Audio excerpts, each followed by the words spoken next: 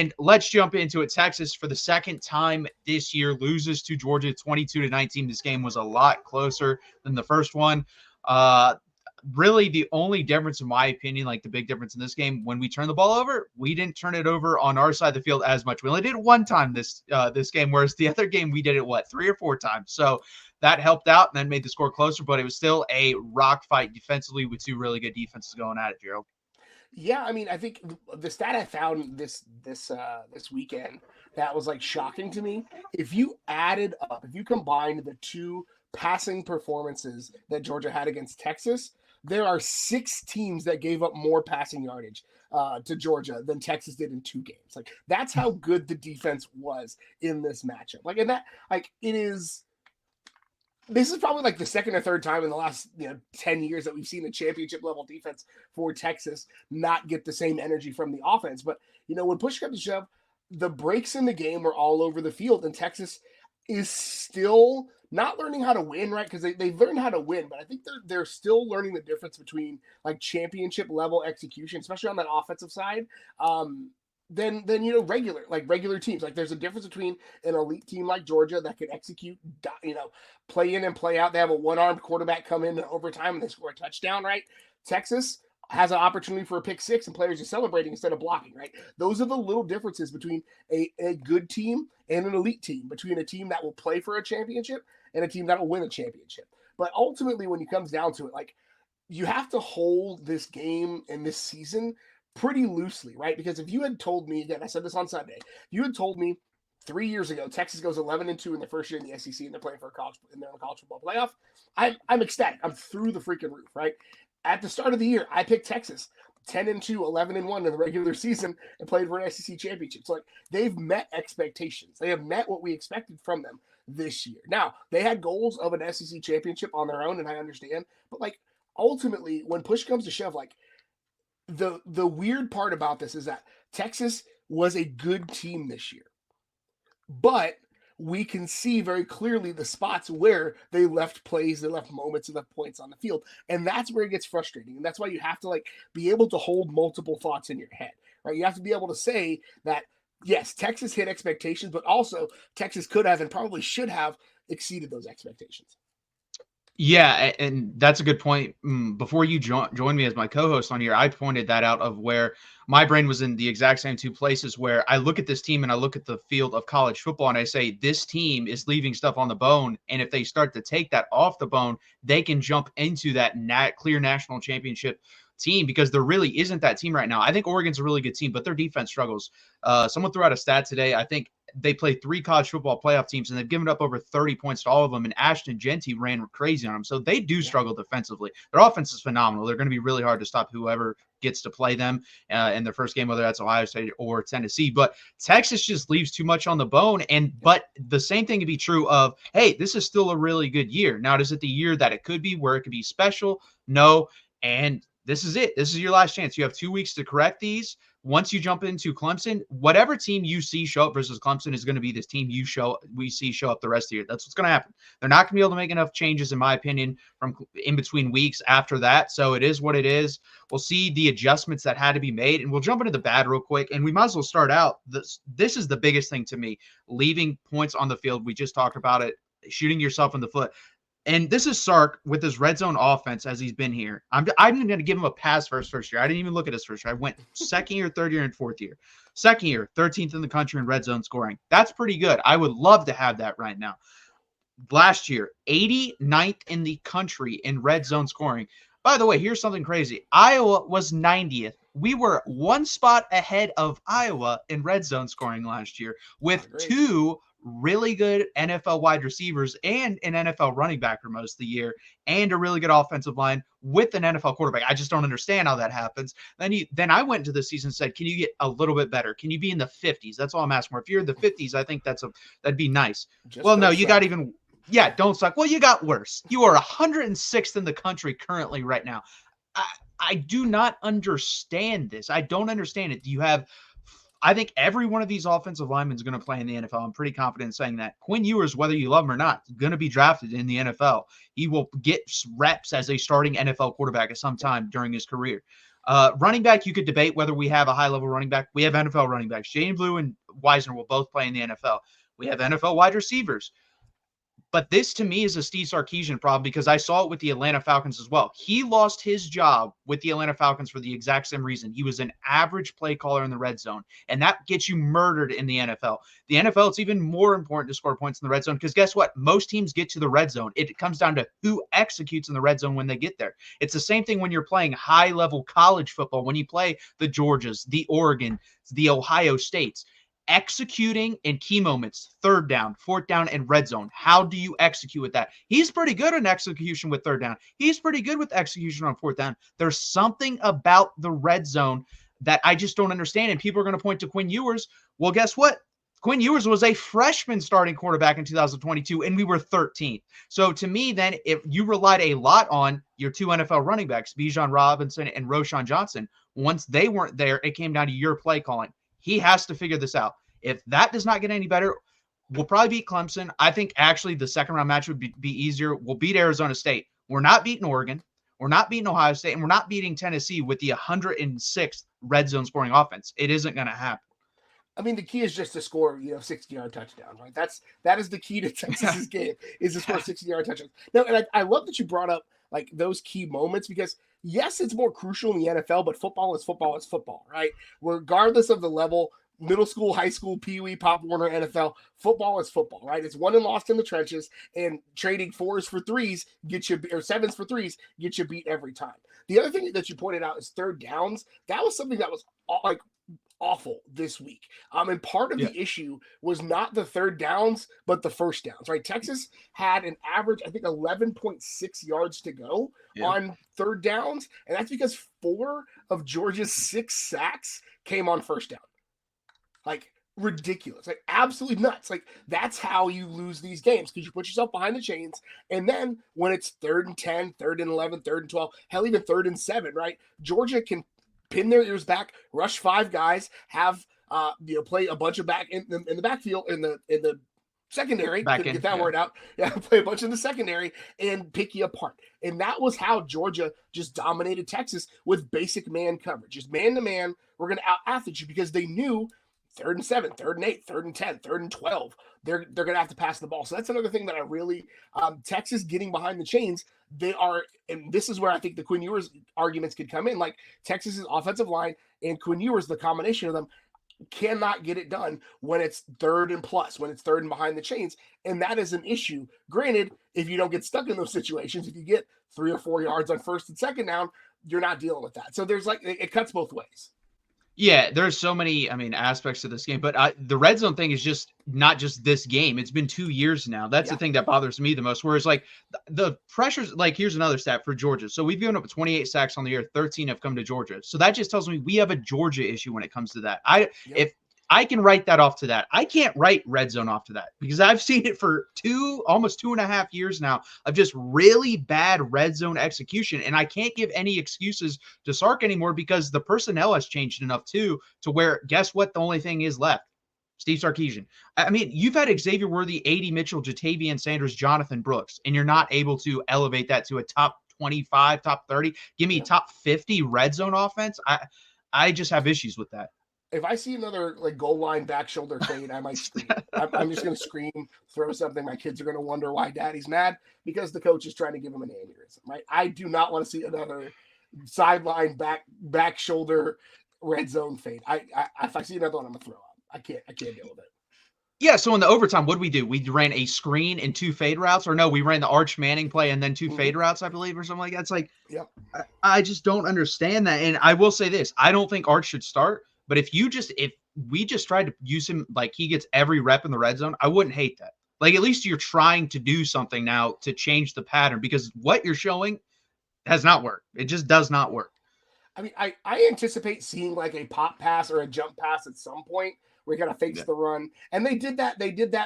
We could never come up with a safer work name for the snap between the legs to the running back, the direct snap. But like they're doing some things, and I guarantee you, like Sark probably has a couple of other weird things in his bag for that. But yeah, I mean, when you trot out the guy, like any 2-quarterback package, when you trot out the one guy, when you trot out Tim Tebow, you knew what was coming, right? That's why the pop pass was always so effective, because you assumed Tim Tebow was going to run, right? So that's the problem with the 2-quarterback system, is that, like, okay, we're going to expect a zone read from Arch, or we're going to and let him maybe pull one and throw a slant and see what happens. But there is this is not, I'm not like the pull Quinn guy either, especially No. You change the name on the back of any other jersey, and somebody tells me to pull a starting 3-year starter in week 14, I'm going to call you crazy, right? Like, and again, we know we get with Quinn. That's a whole other conversation. But ultimately, Texas not being able to run the ball in the red zone is a problem. That's an offensive line issue. That is a Kyle Flood issue.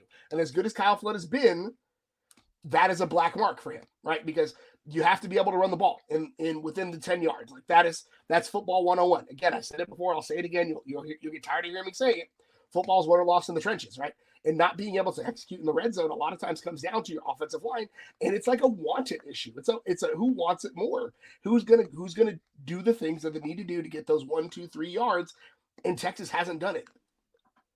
Yeah, 100%. I mean, the thing I get when you say the red zone and running, first thing that comes to my mind is that Oklahoma Red River 4 plays from the 1, and you can't get 1 yard with that offensive line with all those weapons. I just don't understand it. And I think sometimes he gets a little bit too cute, and I don't know if it's an ego thing or, I mean, obviously it's a big part of the playbook, but I also think he's going to have to, if we do play Georgia again, you're going to have to completely abandon outside zone. It does not work versus this team at all. If anything, it kills you because you just hold on it, and then you're back another 10 yards, and then you're putting the pressure on Quinn to go make a play. And listen, Quinn can do that once in a while. We saw it. He escaped the pocket, delivered the ball to Matthew Golden. But if you're relying on that too frequently, he cannot do it. He is not – listen, this analogy was made on Fox Sports a long time ago and always stuck with me. There are trailers and there are trucks. Quinn is a trailer. He's not a truck. He does not pull you along. He can jump in the trailer. He can go along on the ride with you, but he cannot pull you along. He's good enough to win a championship with if everything is clean, good enough, and you're ahead of the sticks. You're going, and once in a while he can deliver off script. But if you're constantly asking him to deliver off script, he can't do it. And guess what? That's not a bad thing. There's very few guys in general in football that can do that. There's Patrick Mahomes, there's Josh Allen, there's Lamar Jackson, but the vast majority of guys, even in the NFL, can't do that. It is what it is. I don't like the worst drive of that whole game was when we needed the score and he threw that interception. We ran the ball, which I don't understand why. And I'm pretty sure it was an outside zone, which makes it even worse. Then we ran a screen, and then it was 3rd and 17, and it was like, hey, Quinn, go get us 18 yards on this play. And Cam Williams gets pushed back 2 yards. There's still enough for him to step into it. He makes a bad read. But overall, that drive was just horrendous, and it kind of just put a cap and a bubble on what this Texas team has been on this year of when they get behind the chains, that's what ends up happening, and it's not good enough. And it's hard for me to put all the blame on Quinn. Believe me, we're going to go through it. There's like 2 or 3 other things I want to touch on before we move on from this, but it's just people need to stop blaming Quinn. And I agree with you. The name on the back, if his name was Arch Wells, no one would be calling for his name. Nobody. It's because of the name on the back of the jersey people are calling for it. You and I have both watched him play. He has more talent than Quinn. I will 100% sign off on that. Yeah. But he cannot run the offense. We've seen that in the ULM game and the Mississippi State game. He does not believe in checkdowns. His checkdown is a 40-yard bomb. That's what he believes in. Screw it, Golden's down there somewhere. Somewhere, yeah. So, no, you're absolutely right. And again, he's a redshirt freshman, and I'm not I've been accused of being a sunshine pumper. I'm not. I'm just a pragmatist. I've watched enough football. I've played enough football. Like, you do not pull your quarterback in week 14, period. Unless he is he has to fight the coach's wife or something to get pulled. It has to be something ridiculously extreme to get pulled. And again, Texas fans, this is the adage for all of football, right? The backup quarterback is always the most popular man in town, and it is on steroids in Austin, Texas. Where people were calling for Vince Young's head during that OU game that he threw a bunch of interceptions, right? And now Vince Young, we say it in hushed tones. I was there at games where people were cussing Colt McCoy's name in his first couple of years because he struggled and they wanted Texas to pull him, right? Those guys are guys now that we have on our Mount Rushmore. It is the same thing over and over and over again. And I'm not saying that Quinn is Vince. I'm not saying Quinn is Colt. But what I am saying is that University of Texas fans, I love you. I'm one of you. I bleed the burnt orange. I've got the diploma on my wall right over there. But like, we fall in love with the backup quarterback because we get emotional. We are invested in it and we get emotional and we need something to blame. And we're not thinking practical about these things. Yeah, so the next thing we'll talk about, well, I already hit on the offensive line. To me, the offensive line is good. It's not great. It's not living up to the expectations we had coming into the year, where you look at the offensive line and you think, man, and even now, like, you still have the tackles, and Banks, I mean, yeah, Kelvin Banks will be a top 10 pick, but you're still getting Cameron Williams mocked in the first round. And then the other guys are going to play in the NFL.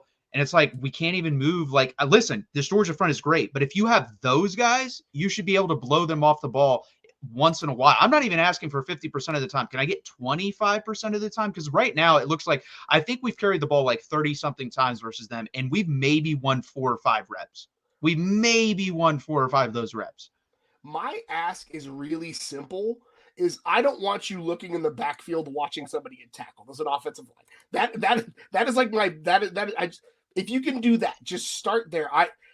Trevor Gooseby is like an easy target because he's a freshman, right? But there were 2 spots where I was like, that's on Gooseby. That's on Gooseby. Like, again, I said it about special teams last week. I'm going to say it. The offensive line is at its best when you don't notice it, right? When I don't see, they were talking about somebody beating their man on a screen early in the game, and I was like, that was Big Gooseby. And again, redshirt freshman. This is his first real start, right? He got in relief last week, and then coming in to start, last week, coming in to start. So, like, this is not shots at him. I'm just saying, like, that's just an example of, like, I don't like seeing you be a teach tape for a defensive player or watching your quarterback get blown up in the backfield. Like, the offensive line has to be better. And again, I've said it before and I'll say it again. I think Cam Williams needs to come back.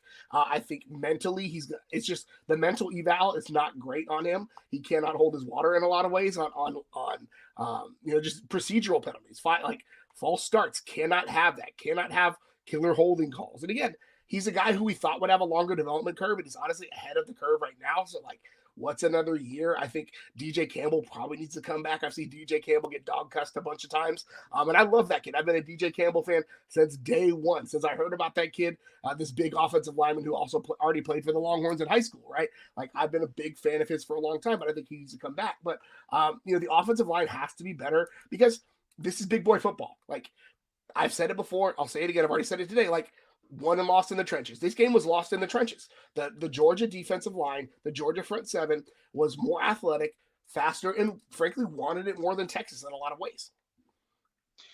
Burks, I appreciate that. Yes, please hit the like button and subscribe. Grow the channel. It really helps us out. Share this out with your friends and family. And Gerald, I completely agree with you. He definitely needs to come back. DJ Campbell shouldn't even think about going to the NFL. Like, he's getting pulled in certain games because he can't perform. Like Cole Hudson, they're like, Cole, we need you to go in there. We saw that in this game. He got pulled for a little bit. So, yeah, he should definitely come back. Cameron Williams, I definitely think should come back. And honestly, the only guy to me that played well as an offensive lineman in this game was Jake Majors. I thought he played decently well. Everyone else, not well. Like, honestly, Trevor Gooseby didn't play that great, but he was probably our second best offensive lineman. Like, Hayden Connor, other than pass pro, was god-awful in the run game. He got dominated in the run game. And the play you mentioned, the Trevor Gooseby one, yeah, he goes for, I believe it was Jalen Walker, and instead of going for the shoulder, like the inside shoulder, he goes for the outside shoulder, which I don't know why, because if he goes for the inside and misses, at least that prevents Jalen Walker from immediately making the play. And there was no one in front of Jaden Blue. He could have run for a very long time. Yeah. So, and that's the thing, like that. So that's why it's a combination of like 10 different things in this game. Like, that's a good play call from Sark. That's bad execution. There are other play calls where there was never a chance for it, and it was a bad play call. Then there were play calls with Quinn Ewers didn't see it, threw an interception or didn't see it, took a sack. Listen, guys, there's so many different things, and you could do the same thing if we flip this game and Georgia would have lost. They would be doing the same thing because they didn't play great either on the offensive side of the ball, especially. So it is what it is. Last thing we're going to touch on, special teams. Bert Auburn misses 2 field goals, and the thing is, I don't even blame for the one. It's 51 yards. To me in college, I'm never going to blame someone for that long a field goal. The other one is 42 yards. He made the 39-yarder barely, and then didn't adjust his kick whatsoever, and it missed right on down the right upright. And like you said, they've lined it up on the right hash because that's where he wants it. I would be saying, listen, you keep missing from the right hash. We're done with the right hash. We're lining up on the left, and then we'll see what happens, because clearly where you want it is not working, brother. Yeah, and again, not to double down, but like, The fact that he missed that second field goal was on the offensive line and somebody not holding their water. It's a false start. You took 3 points off the board. So that's, again, compounding issues. It's a complex thing. But yeah, this is no shade at Jeff Banks. Jeff Banks is one of the most multifaceted coaches in the country, right? Elite recruiter, elite tight ends coach, and in years past has looked like an elite special teams coach. I'm not sure what's up with this group, right? I don't know what's going on because the punting situation, you need more out of your punter. You need more out of your kicker. You need your kicker to be able to make them from 45 and inside is a fairly fair expectation for a guy. I think the most egregious one though, and everybody's going to talk about this, the fake punt. Right, that's the one that jumps off the page because that ultimately, you can draw a straight line from that fake punt to going to overtime and losing that game. Because if Texas gets a stop there, they've got all the freaking momentum. They're going to score, and it's going to look like a completely different game. And how do we not, as a special teams unit, know that they've got the backup punter and a guy who hasn't punted in like years? Right, he hasn't taken a serious punt in years. How do we not just? Even if you're going for the block in that situation, you blow that play up, right? I don't know why you're not going after that guy. I know it's a tight game. I know you want to play it safe, but you know that the punter is not in there. You know, he's in the injury tent. Why are you not prepared for that? That is, again, these are just these, and that's not on the players. That's on the coaches. The players ran the play that they called. That is a coaching issue. Yeah, and the perfect example of this is not knowing the personnel well enough, because I guess up until that point they would send Malachi Starks in motion if they ever did that. That wasn't Malachi Starks. That was Arian Smith. So as soon as he went in motion, that should have been red flags, red buzzers going off of something's going on here. I don't know what, but look at that guy, pay attention to that guy, and no one did. Maurice Blackwood did the total opposite of paying attention. He immediately, as soon as the ball was snapped, looked exactly to whoever that was. I don't know who was lining up on the outside. But immediately turned his back, and Arian Smith's just running down the field behind him. And I'm like, dude, all you had to do was check inside for 1 second, and that blows up the play because you have enough athleticism to go in there and stop it. But immediately just turned his back. So, yeah, it definitely is on the players and then also special teams coach on that of, hey, when they do this, this is what this means. If you see this guy in motion, it's not normal. That should send off a buzzer in your head. Something's going on. And then just like you said, the punter's injured. That right there should have put you on high alert of, hey, something could happen here, because the guy they have back there has never punted this year. And I think it was their kicker. So many things that should have went off in your head on that play, honestly. Yeah.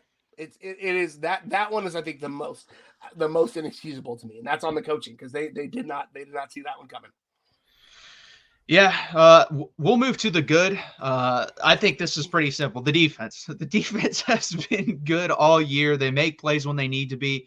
Like I told Gerald beforehand going into this, I was watching Brooks Austin, and he talked about how he thinks Texas defense is the best in the country. Just the way they play, the way they cover people, the way they fly around the football, and it's hilarious. He stopped and paused it for a second, circled Michael Tabb, and was like, love this dude. This dude's a green grinder, da-da-da-da-da. And he is.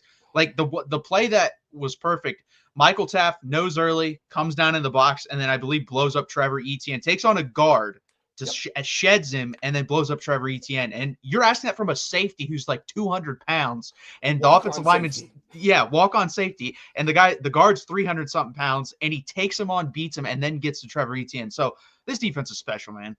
It is an all-timer. It is an all-time defense. I was looking at some all-time stats. The last time Texas has given up 4 touchdown passes in a season, they've given up 4 touchdown passes, 19 interceptions. Darrell Royal and Bear Bryant coached against each other in the Cotton Bowl the last time Texas did this. And they only played 10 games that season. So 13 freaking games, Texas only given up 4 passing touchdowns. Elite defense. And it is sad to see that squandered from an offense that can't figure it out, especially again in the red zone. And that's, well, we've already harped on that. I'm not going to go back to it, but this is an elite defense. This defense has a lot of talent. They're going to lose a lot of talent in the offseason. We'll talk about that. That's another conversation for another day. But they're still getting a lot of this back next year. Anthony Hill's going to be back. Colin Simmons is going to be back. There's a lot of guys that need to make decisions about where they're going to go. So there should not be a regression from this group. And I'm excited to see that. There were a lot of folks in the first year of Pete Kwiatkowski that wanted him gone. I will never forget being on social media, being on Twitter, and people cussing his name left and right. And now Texas has somehow improved going into the game. I haven't looked at it yet. I don't think they've updated it. But they were the FEI #1 defense in every statistical category. Yards per play, opponent adjusted efficiency, points per drive. They were number one in all of those categories. So, like, this is a defense that, and really, like, let's just be honest, you should be able to put up 23 points as an offense. Yes. Right? If the defense holds somebody under what I guess that was under 17 points in regulation, like, you should be able to do that. This is not on the defense in any way, shape, or form. An offense should be able to put up 3 scores and win a game for you. And that to me, if I'm somebody on the defense, I am frustrated. Obviously, these are championship level mindsets, so they're not really going to blame anybody. They're going to kind of self blame. But like, this is a defense that could have and should have won this game for Texas, and unfortunately, they did not get the support they needed. Well, and the funny thing is they almost won it themselves. They were a Jalen Gilbaugh misblock away from just saying, you know what, we're going to win it ourselves. Brother, I'm never going to forget that. Dude, he's going to – if they would have won, he would have been laughed at. Like, yeah, that's funny. You wish you would have blocked there.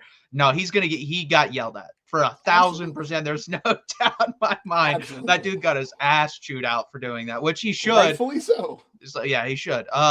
TD Camp Clendon, I can't really read that last part. Texas can find a way to Atlanta and get beat by Georgia again. Hey, that's a possibility. There's some weird possibilities I thought of. What if we played Notre Dame in the national championship? We beat them. It all comes back around. Texas is back. I think that would be absolutely hilarious and come full circle moment right there. And that could happen, by the way. Like, Notre Dame, no one wants to talk about that. That path with Carson Beck out could definitely happen. Very, very, very possible. So I want to talk about something good that's going to frustrate people. One of the biggest knocks, I'm gonna say a nice thing about Quinn Ewers. Everybody just hold on to your butts, right? One of the biggest knocks on Quinn Ewers throughout this year has been the inability to push the ball down the field. This was not the game. Looking at statistically, 5 of 10 for 137 on passes deeper than 15 yards, right? More than 200 of his 358 passing yards were on routes that were 5 yards and deeper. Right. Like, so this is one of those things that we've asked of Quinn Ewers all year that he's finally starting to do some of, right? Again, wasn't perfect, was honestly far from good in some spots, was great in some spots. But one of the things that we've wanted to see more of is Texas pushing the ball down the field. And especially against, let's be honest, Georgia's biggest weakness on the defense is that secondary. And so being able to attack them deep, we've asked for it from the offense, we've asked for it from Quinn Ewers, and they did it. So, like, I have to say, when we talk about what Quinn Ewers could do better, we also have to talk about the things that he actually did do better. Yeah, 100%. Yeah, I mean, he could have – wasn't a perfect pass, but it was a pretty damn good pass to Matthew Golden there. He probably should have caught that. But, again, I can't be hard on that guy. That guy balled out in literally every other aspect. So, I'm not going to be too hard on him for that. And that's the thing, too. This is, I guess, part of the bad. But we need Isaiah Bond back. He just gives this offense a little bit more juice. I don't think you'll see him versus Clemson. I don't see the point at this point. I mean, he was clearly hurt in this game and then getting rolled up again. I don't think you'll have him versus Clemson, maybe Arizona State. But to me, at that point, if he's not there for Arizona State, are we really going to roll him out on a week's rest to go play Oregon, Ohio State, or Tennessee? I don't think that's probably the best thing either. So I don't know. Maybe you won't get the rest of him. But I feel like we definitely need him to extend the field. Yeah, I mean, and not just to extend the field, but to be a threat. And that first interception from Quinn was just because Bond doesn't have the movement that he needs to. That ankle is not where it needs to be. And he is a guy who takes the top off the defense, who stresses the safeties, who creates conflict in those areas. And so not having him on the field, not having a guy like Jonte Cook, who has that similar skill set, physically, we'll talk mentally, that's a whole other conversation, but like not having that type of guy on the field, like DeAndre Moore is starting to do some of that. I think Ryan Niblett, when they're able to move him back to wide receiver, could probably do some of that. And these guys that they obviously have in the next class, but for the playoffs, like I think you have to sit him at least for another week because that gives him a full 3 weeks to get healthy on that ankle effectively. Like, because don't play this week, don't have him play next week. Give him a third week to really get that ankle healthy because you'll need him deep in the playoffs. So I think it makes sense to probably rest him because the offense definitely needs that skill. Yeah, 100%. And this is the last thing I'll touch on for the good. Matthew Golden, fantastic game. DeAndre Moore, fantastic game. Silas Bolden, I hope to get more reps because, listen, speed and he's tough as hell. Like, he should have dropped that one faster. My gosh. Yeah, I know. Him catching that was insane. I loved him at Oregon State, and then when we got him, I feel like we haven't let him shown out a little bit. I'm hoping he gets more plays in the game versus Clemson. I also think Amari Niblack should get a little bit more run. We haven't really seen him very much this year. You see him maybe 1 to 2 plays a game. And then Jaden Blue also. Listen, I know he fumbles. You got to have to play him more. He's just too explosive. We need, and listen, if you can't score in the red zone, like you said, you're going to have some explosive plays to go score. You're going to have to. So you're going to have to take that chance. It's the Jaden Blue tax. Like, you have to just clinch up and hopefully he carries the ball with two hands, because he's going to make plays like he did against A&M, where he taps his foot in the back of the end zone, scores a touchdown, right? Like, he is that kind of playmaker when he can hold on to the ball. 100%. That will do it for the recap. Good and bad. A lot more bad than good in that game. Typically happens after a loss. We concentrate on the bad. But guys, please hit that like button. Please subscribe down below. It really